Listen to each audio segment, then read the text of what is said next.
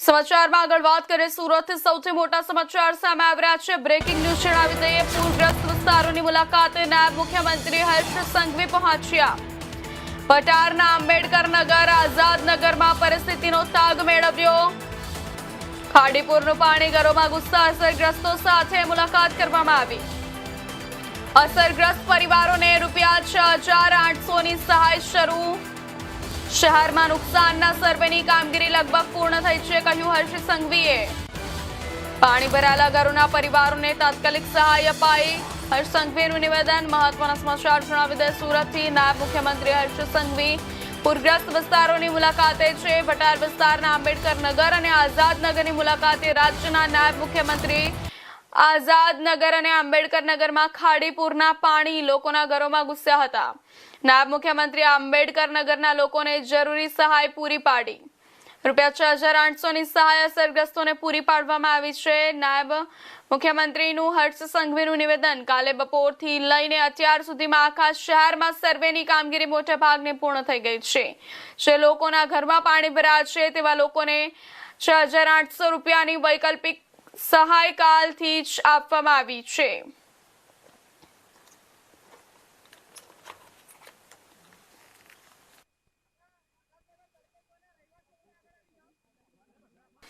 મહત્વના સમાચાર જણાવી દઈએ, 41 લોકોના મોત બાબતે હર્ષ સંઘવીનું નિવેદન સામે આવ્યું છે। આ બાબતે સંપૂર્ણ નિરીક્ષણ ચાલી રહ્યું છે। આ બાબતે એક બેઠક પણ બોલાવવામાં આવી છે। રિવ્યુ બેઠક બાદ તમામ માહિતી મળી શકશે। મહત્વના સમાચાર જણાવી દઈએ, જે પૂરમાં અસરગ્રસ્તોનો વિસ્તાર છે। ખાડીપુરના કારણે જે ગંભીર સમસ્યાઓ સર્જાય છે તેને લઈને રાજ્યના નાયબ મુખ્યમંત્રી હર્ષ સંઘવી ભટાર વિસ્તારના આઝાદનગર અને આંબેડકર નગરની મુલાકાતે પહોંચ્યા। રાજ્યના નાયબ મુખ્યમંત્રી આઝાદનગર અને આંબેડકર નગરમાં ખાડીપુરના પાણી લોકોના ઘરોમાં ઘૂસ્યા હતા તે સમગ્ર પરિસ્થિતિનું નિરીક્ષણ કર્યું અને સર્વે કરવામાં આવી રહ્યો છે। નાયબ મુખ્યમંત્રી આંબેડકર નગરના લોકોને જરૂરી સહાય પૂરી પાડી। 6,800ની સહાય અસરગ્રસ્તોને પૂરી પાડવામાં આવી। નાયબ મુખ્યમંત્રીનું હર્ષ સંઘવીનું નિવેદન સામે આવ્યું। સુરત શહેરમાં અસરગ્રસ્ત વિસ્તારોમાં કાલે બપોરથી જ આજે વહેલી સવાર સુધી આખા શહેરમાં અસરગ્રસ્ત પરિવારોનું સર્વેની કામગીરી મોટા ભાગે પૂર્ણ કરવામાં આવી છે અને જે પરિવાર સંપૂર્ણ રીતે અસરગ્રસ્ત હતા, જેમના ઘરમાં પાણી ભરાયા હોય તેવા પરિવારોને ₹6,800ની વૈકલ્પિક સહાય કાલથી જ શરૂ કરી લેવામાં આવી હતી। આજે તો સુરત શહેરમાં 250થી વધારે ટીમો આ કામગીરી કરી રહી છે।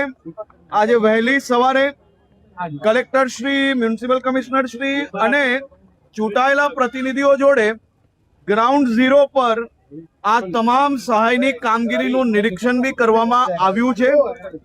આજે મોડી રાત સુધી મોટા ભાગના વિસ્તારોમાં અને કાલે સાંજ સુધી સંપૂર્ણ સુરતમાં જે કોઈ ઘરોમાં પાણી આવ્યું હોય તે ઘરોમાં પરિવાર દીઠ ₹6,800 અને જે કાચા મકાનો હોય કે વસ્તી હોય અને જ્યાં પહેલા માલે પાણી ના પહોંચ્યું હોય પણ એ લોકો કામે ના જઈ શક્યા હોય એવા પરિવારને ઘર દીઠ ₹1,800 સહાય ચાલુ કરી લેવામાં આવી છે। હું હમણાં આઝાદનગર ભટાર વિસ્તારમાં છું, જ્યાં 1900થી વધારે પરિવારના સર્વે થઈ ગયા છે અને આ બધી જ સહાય આપવાની કામગીરી ચાલુ કરી લેવામાં આવી છે અને સાથે સાથે સ્વાસ્થ્યની બી ઘરે ઘરે જઈને તપાસ કરવામાં આવી રહી છે। કે આ મકાન માલિકો છે અને ભાડુઆત છે, તો ભાડુઆતને કઈ રીતના ચૂકવણી કરવામાં આવશે? કારણ કે મકાન માલિકો જો સામાન્ય રીતે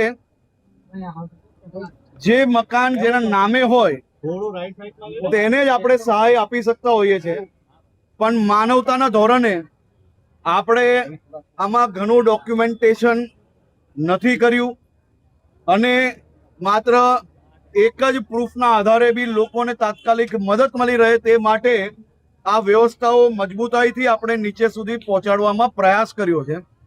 મારી આપ સૌને વિનંતી છે કે જેનું નુકસાન થયું હોય, જે વ્યક્તિની ઘરવખરી આ પૂરમાં ક્યાંક ને ક્યાંક એને નુકસાન થયું હોય, એવા પરિવારને માનવતાના ધોરણે સાચો હક એને જ પહોંચવો જોઈએ તેવી વ્યવસ્થાઓમાં આપ સૌ લોકો મદદગાર થાઓ. આ સુરતની ધરતી છે, કોઈ પોતાનું બીજાને આપી લે એવી આ ધરતી છે.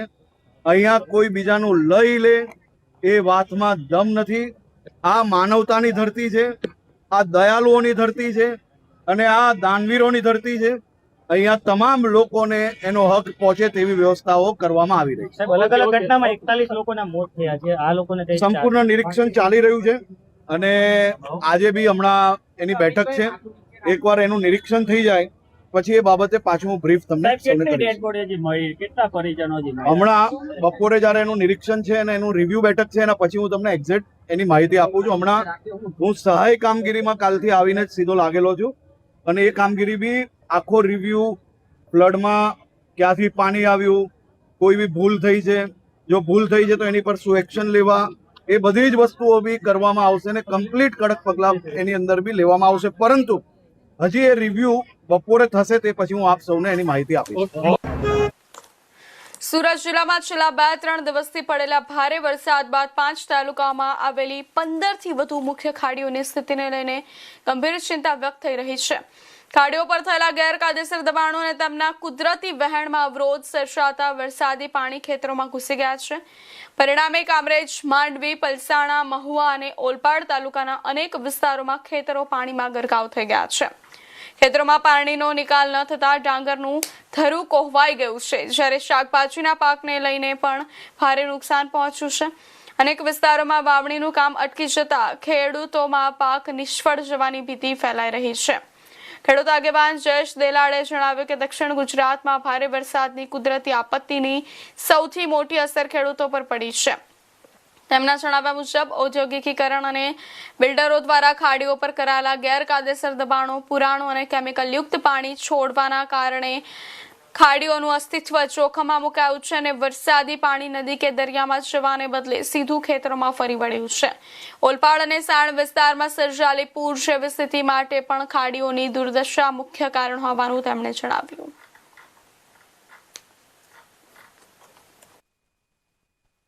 જયેશ દેલાડ ખેડૂત આગેવાન. જે રીતે દક્ષિણ ગુજરાતમાં છેલ્લા 2-3 દિવસમાં ભારે વરસાદને કારણે સુરત શહેરમાં જે ખાડી પૂર આવ્યું છે એને કારણે ભારે નુકસાન થયું છે. બીજી બાજુ સુરત જિલ્લાના જે 5 તાલુકા છે એમાં પણ 15થી વધારે ખાડીઓનું અસ્તિત્વ છે અને જે સ્થિતિ બની છે ઔદ્યોગિકરણને કારણે ખાડીઓ પૂરાઈ ગઈ છે. ખાડી કિનારની જમીનમાં એને કરાવીને બોગસ રીતે પુરાણો કરી દેવામાં આવ્યા છે. એને કારણે ખાડીઓના મુખ પર ભારે દબાણો ઊભા થયા છે અને આને કારણે ભારે વરસાદમાં જે વરસાદ થયો એને કારણે ખેતરોમાં ભારે પાણીઓ પૂર જેવી સ્થિતિ બની છે અને ખેડૂતોને ભારે નુકસાન થયું છે. બીજી બાજુ ખાસ કરીને શહેરમાં ખાડી માટે જે રીતે 500 કરોડ રૂપિયાની ફાળવણી સરકારે કરી છે એનાથી પણ સવિશેષ નુકસાન જિલ્લાના ખેડૂતોને થયું છે.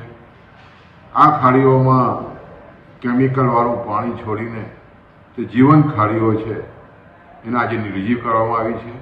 સાથે સાથે ચોમાસામાં જે રીતે પુરાણો થયા છે એને કારણે ખાડીનું પાણી ખેતરોમાં ઘૂસી જાય છે અને ખેતરો તમે જુઓ તો જે રીતે પાકોને ભારે નુકસાન થયું છે. ઓલપાડની વાત કરીએ તો ઓલપાડમાં સાયણમાં પણ જે પૂર આવ્યું એનું મુખ્ય કારણ ખાડીને કારણે થયું છે.